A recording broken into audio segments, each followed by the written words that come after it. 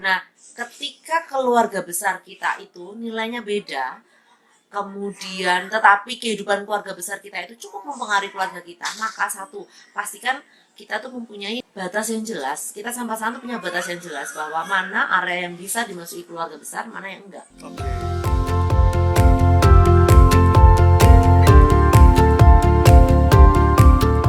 Tapi kan terkadang ada pasangan yang justru malah tertekan dengan keberadaan keluarga besar, Mbak. Misalkan kayak pasangannya sudah lebih modern, tapi mungkin mertua atau kakek neneknya itu justru lebih tradisional. Nah, gimana menghadapi itu, Mbak? Ya, ini balik lagi tetap basicnya adalah dia sama pasangan. Jelas gini, em, orang tua keluarga besar mereka punya frame, mereka punya background atau pengalaman atau pengetahuan yang sendiri-sendiri, berbeda dengan kita, gitu ya. Kita yang mempunyai anak, mempunyai keluarga, sebaiknya kan punya tadi itu nilai gitu ya. Nah, ketika keluarga besar kita itu nilainya beda, kemudian tetapi kehidupan keluarga besar kita itu cukup mempengaruhi keluarga kita, maka satu, pastikan kita tuh mempunyai batas yang jelas. Kita sama-sama punya batas yang jelas bahwa mana area yang bisa dimasuki keluarga besar, mana yang enggak. Oke. Itu kita punya dulu. Nah, ketika terjadi nih kayak tadi, kamu kok paling gampang, kok anakmu udah digendong di depan sih masih 3 bulan misalnya. Sebenarnya kita baca justru M-shape itu bagus misalnya. Ini dua hal yang beda. Dan ada dua konteks beda. Satu, tentang mengedukasi, menjelaskan apa yang kita mau pakai. Yang kedua adalah hubungan antara kita dengan keluarga besar. Apalagi kalau misalnya mertua atau orang tua. Ya. Coba pisahkan ini dulu. Oke, kita nih mau merespon feedback kritiknya dia atau kita mau mengedukasi. Seringkali yang terjadi adalah ini dicampur. Akhirnya apa? Bertengkar. Akhirnya apa? Terjadi konflik yang nggak jelas. Tabrakan Iya, tabrakan nilai gitu ya. betul. Jadi pastikan dulu kita mau jawab yang mana nih? Mau menjawab yang respon terhadap mertua atau keluarga besar kita, atau kita mau mengedukasi ini loh, mah, pah, tante, bude, yang saya mau coba karena hasil risetnya begini. Mau yang mana dulu? Oke. Gitu. Kalau saran saya adalah ketika ada respon masuk, apalagi misalnya pada budaya-budaya yang nilai keluarga besar itu cukup berpengaruh, misalnya Jawa gitu kan ya, itu kita merespon sisi emosionalnya dulu, artinya oke, terima dulu masukannya. Ketika sudah memungkinkan waktunya pas, kita baru masuk. Ini loh maksudnya saya seperti ini. Bahkan mungkin kita perlu menunjukkan buku atau temuan kita yang membuat kita memilih. Tentunya jangan lupa faktor pasangan tadi ya. Ketika ini dari keluarga si suami, maka suami yang harus lebih banyak berperan memberi masukan. Oke. Ketika keluarga kita, maka kita yang banyak berperan. Sehingga nanti jadi tidak, tanda kutip, merusak hubungan ya, karena kadang-kadang sepertinya sensitif sih gitu, apalagi kalau ini baru cucu pertama misalnya, wah pasti nggak bisa cucuku yang bla bla bla gitu, itu akan mudah. Sementara kita sendiri, ini anak gue kok kok apa jadi orang lain sih yang ngurusin gitu misalnya. Nah, aku juga ini, Mbak, penasaran sekali nih. Sekarang kan terutama nih teman-teman Wiloka yang masuk generasi Z, itu kan biasanya mereka punya anak, kemudian suami istri itu harus bekerja, Mbak. Terus anaknya dititipkan di rumah orang tua atau di rumah mertua. Nah, sedangkan kita tahu bahwa orang tua dan mertua biasanya punya nilai sendiri. Sementara pasangan juga punya nilai sendiri. Nah, gimana, Mbak? Gimana cara kita nggak kita jarang ketemu anak kita, tetapi tetap kita mau anak kita tuh memegang nilai yang mau kita berikan ke dia. Kuncinya sebetulnya konsistensi sih. Konsistensi. Ya, artinya begini, apapun anak kita itu, satu, sebelum konsistensi memang kita bangun dulu bonding yang dekat dengan anak gitu. Oke. Katakanlah yang ideal kan memang quality plus quantity. Dua-duanya tuh ideal. Tapi ketika tadi karena ini sama-sama masih mau membangun keluarga nih supaya settle nih, maka dua-duanya bekerja gitu ya, maka kita mungkin akan banyak di quality ya, benar-benar ketika sama anak ya kita fokusin di anak. Apapun sebetulnya anak itu nyari orang tuanya kok gitu. Ya kan?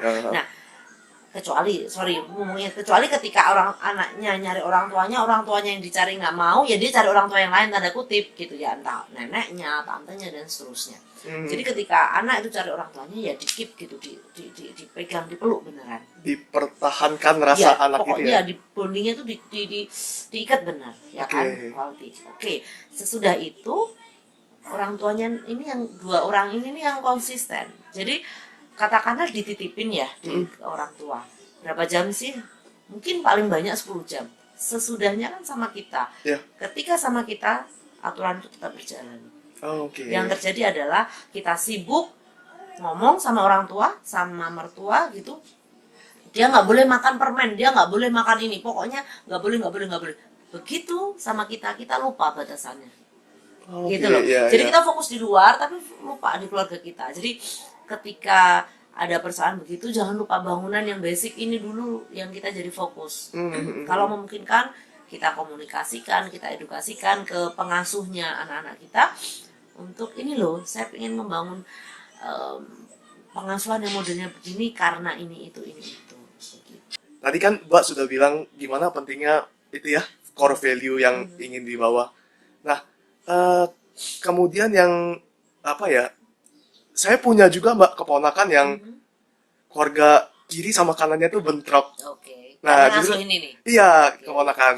Karena kebetulan kayak tadi Mbak Pepi bilang juga cucu pertama. Nah, Dua-duanya cucu pertama. enggak, cucu pertamanya satu. Oke. Kemudian yang mertua cewek punya nilai sendiri, kemudian mertua cowok juga punya nilai sendiri. Nah, kalau tadi kan kita bicara tentang pasangan dengan keluarga besar. Nah, ini keluarga besar dengan keluarga besar, Mbak. Nah, itu pasangan tuh harus menempatkan diri tetap seperti tadi, Mbak. Konsistensi harus. Iya, dan yang saya lihat begini, tentang anak atau tentang cucu gitu, itu kan saya bilang tadi sesuatu yang sensitif. Mengapa saya tadi menyampaikan bahwa si anak dari si keluarga besar, misalnya tadi suami dengan keluarganya, si istri dengan keluarganya menjadi corong utama, karena itu untuk meminimalkan gesekan-gesekan emosional yang nggak perlu Oke. gitu. Jadi kemungkinan dan sering kali terjadi ketika sang menantu ke mertuanya menyampaikan, entah yang laki-laki ke orang tua yang perempuan dan sebaliknya gitu, yang mereka lihat adalah kamu itu menyakiti cucuku gitu.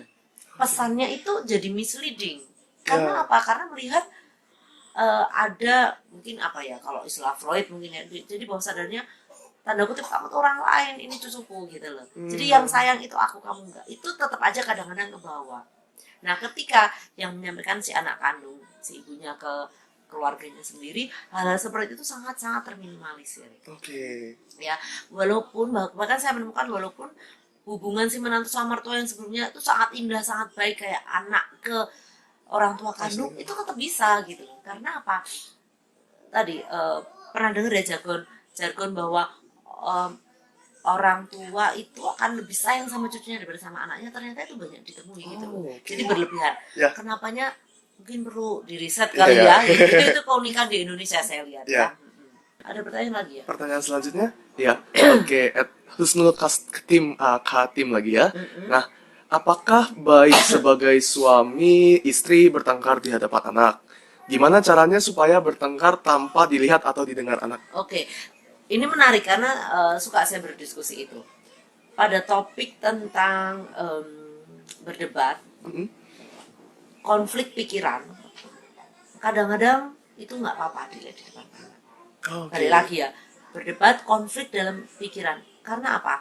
Ketika anaknya melihat orang tua berdiskusi sampai berkonflik, mereka melihat proses penyelesaiannya. Itu pembelajaran untuk mereka.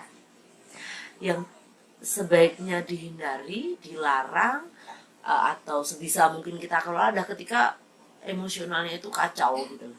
Apalagi kalau sampai jombok-jombokan, kata-kata kasar, ya emang nggak disaranin. Tapi anak kan perlu belajar gimana cara menyelesaikan konflik.